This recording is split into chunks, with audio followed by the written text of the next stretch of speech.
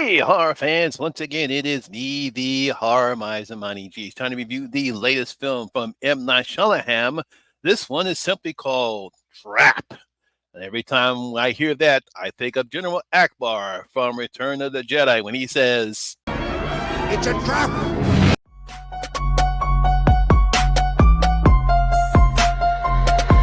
Y'all ready for this?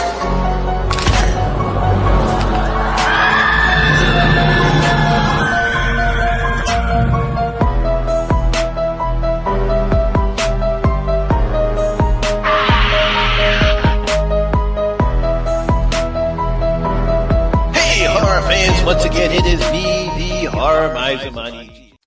Now, Trap is a 2024 American psychological thriller. It is written and directed by M. Night Shyamalan. Now, the film stars Josh Hartnett, Ariel Donahue, Suleika Shalaham, Allison Peel, Haley Mills. Now, in this film, a father and teen daughter attend a pop concert only to realize they are entered into the center of a dark and sinister event. Now, horror fans, I'm sure most people, including myself, have enjoyed most of the films that were made by American film director M. Night Shyamalan. Now, even though he was born in India, he was raised mostly here in the Philadelphia area, I believe in Penn Valley. Most of all his films mostly either were filmed or takes place in and around the Philadelphia area. So I find it feels kind of a connection to M. Night Shyamalan, being that I was born and raised and actually still live in Philadelphia. He's been one of the most celebrated filmmakers since his breakout film, The Sixth Sense, was released back in 1999. And when we look back at that film, it starred Bruce Willis and Haley Joel Osment, and it was about this kid who was obviously having some psychological problems, but we realized that he is actually seeing dead people. As he said, I see dead people. And, Bruce Willis plays a psychologist who's trying to go on ahead and help this poor kid. And everything comes out fine once we realize what he can see, that he actually can see the ghosts of dead people. And we find out the old twist. And it really just set everything on fire with that particular film, which twist that no one saw coming out anywhere. It was a very well-made film. It put M. Night Shyamalan on the map. Now, he went on to have several successful films after The Sixth Sense, such as Unbreakable, Signs, and The Village. And unfortunately, he went on to have a string of failures from Lady in the Lake, oh boy, and let's not forget The Happening, and the worst of all, The Last Airbender. And fortunately, nobody wants to talk about After Earth. I mean, I think that was worse than The Last Airbender. Now, he rebounded in 2015 with the found footage thriller The Visit and seems to be back on track with Split back in 2006. Everyone said, hey, look, M. Night Shyamalan is back. He's got The Visit. He had Split. It seemed like he was back on track. Now, our audience might be mixed by Glass, which, if you take a look, it's kind of a sequel to both Split and Unbreakable. Then, of course, there's Old that came in 2019. I was not a good fan of Old at all, but I really did like A Knock at the Cabin from 2023. I thought that's one of his best films since The Sixth Sense. So now this brings us to Shanahan's latest project, the psychological thriller simply called Trap. Now, in this film, we're introduced to Philadelphia firefighter Cooper Adam, who brings his daughter Riley to a pop concert of Lady Raven as a reward for getting good grades, sort of like a Taylor Swift-esque concert. Now, while getting to the seats, Cooper notices there's an unusually high police presence all around the concert venue. What's going on here? There's cops here, there's cops there, we got SWAT. Everyone's surrounding the entire venue of the concert. He later learns from a vendor that the police, along with the FBI, that the notorious serial killer known as the Butcher will be attending the concert, so they have the whole venue of the concert covered with police, SWAT, and FBI agents. Hence, It's a trap!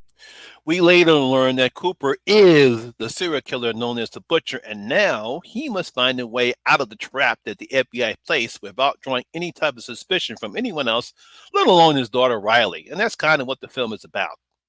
Now, I will have to give M. Night Shyamalan credit for coming up with a clever premise for a thriller, where the audience already know who the killer is, and the killer must find a way out of the place. That is kind of like on lockdown. I mean, we've seen the trailer, so we're not spoiling anything here. That's what the trailer was. That's what jury went into this film, because we see him in a trailer, and all of a sudden we realize, oh no, he's the serial killer, he's the butcher. So I got to give Shanahan credit for coming with a very interesting premise here.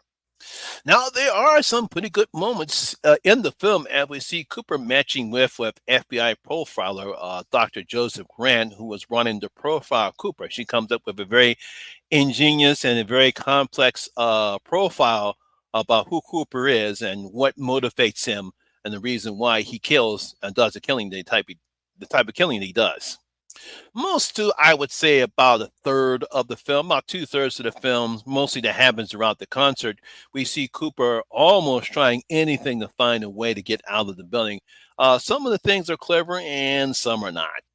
The ones are not, and this is when the film starts to fail. You really have to suspend your belief because there's no way some of the things that happen would not happen in real life or in a situation that's happening here.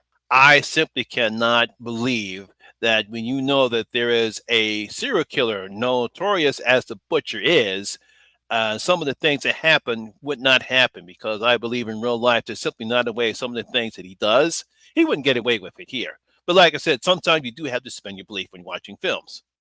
Now, while Shallingham sets the right tone of the film, unfortunately, there are times when the tone changes, spending too much time on the concert when it should actually be focusing more on Cooper and Dr. Grant.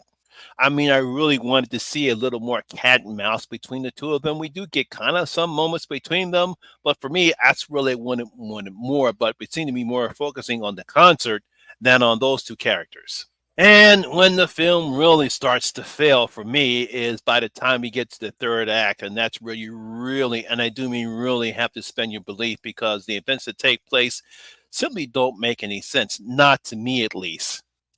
I mean, I don't know if Shanahan is trying to give his daughter, Shalika, who plays Lady Revan, screen time because she dominates this act in the film, and some of the decisions that she makes will frustrate you and will frustrate the ones because I know they frustrated me. I won't reveal what some of the stuff that she does, but if you pay attention and understand what's happening, some of the decisions that she makes is like, why she's not doing that, why she's not doing this, why she's doing that, into trying to play to a younger audience. And I guess that's why, because I don't know how people react when you're in a traumatic situation. Sometimes you might not think of the obvious, but to me, sometimes the obvious is just the best way to do it. And that's why I said some of the stuff that happens in the third act of the film, I just simply just could not suspend my belief anymore. It's kind of sad. Now, at least Josh Hartnett, he's very good in his film as Cooper. I really enjoyed his performance. He is a man who seems so innocent at first, but when you peel back the layers, you peel back the mask, he's cold, he is menacing, he's calculating, and he can be a terrifying killer. I mean, he is a serial killer, just like with Ted Bundy or the guy that's B, BTK.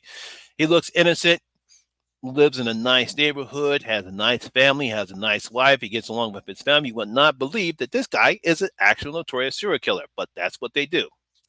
I mean, Hartnett's performance is what actually makes this film watchable. Even when the film drags on in time, especially during the third act of the film, it's mainly because of his performance that keeps the audience glued because we want to see what's going to happen and see if he's actually going to get caught or not.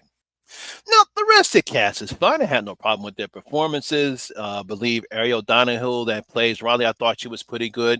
Salika, I thought she did a good job in this particular film. It was nice seeing veteran actors Haley Mills doing a fine job playing Dr. Grant. You know, for you guys that don't know it, she's kind of an old school actress. She's been in a dozen films, mainly starting from The Parent Trap. I believe that was from Disney. The big problem that I do have with this film, and this is surprising me because there's no suspension or tension in this particular film. And again, that's something that's especially a Shellingham. That's what made his mark was the suspension and tense. I mean, what made films like The Sixth Sense and The Visit, and of course Split, was the tension and suspense, and we get none of that here. I mean, for me, this film plays more like an average episode of Criminal Minds because I was expecting to see Prentice, Rossi, J.J. Alvarez, and Dr. Lewis appear in the film. I mean, they make certain. If you've seen Criminal Minds and you see some of the stuff that the police talk about, like subs and profiling and stuff like that, I was waiting to see my favorite characters from that show appear in this particular film. But that's what it felt like to me. It felt like, hey, look, I'm watching an extended episode of Criminal Minds, not an actual M. Night Shyamalan movie. Now, my good friend Jen from Jen's Reviews from the Crave, she actually did warn me about this particular film. Obviously, she did not enjoy it, and I can understand why. For me, it's not the worst M. Night Shyamalan film. It's not old. It's not The Happening. It's definitely not After Earth. And that's like it. But unfortunately, I really did expect a whole lot more from M. Night Shyamalan, and this is very disappointing for me because it's like this. Other than Josh Hartnett, I don't know what he was trying to do. It's too much focusing on his daughter, Shalika. It's like this. I understand she's a focal point of the film, but we really don't care about her. We want to see more about Cooper and Dr. Grant. That's what the film should be focusing on. So that kind of really took me out of the film. Like I said before, it's not bad, but then again, it's not good neither. So I'm going to give Trap only 2 out of my 5 bloody gold coins. Yes, it's watchable. You can sit back and relax and just see Josh Hartnett do a good job playing the bad guy for once. And that's about it. You know, it's one and done. If you really want to wait to see it on streaming, you can do that. Yeah, what are you gonna do? So there you have it, horror fans. That is my review and video of Trap. Hope you did enjoy it. If you did, please give it a thumbs up, like, and share. It really helps out with that YouTube algorithm. Have you seen Trap? Did you enjoy it? Please leave your comments in the comment section below and tell you thought about the film. Also, if you're new here, please hit that subscriber button, ring that notification bell. That way we notify anytime when I put up new videos such as this one. Once again, my name is Lamont Smith, better known as a Horror Miser Money G, and always remember that horror rules. And I see you in my next video. Like I say, safe out there. It's a trap!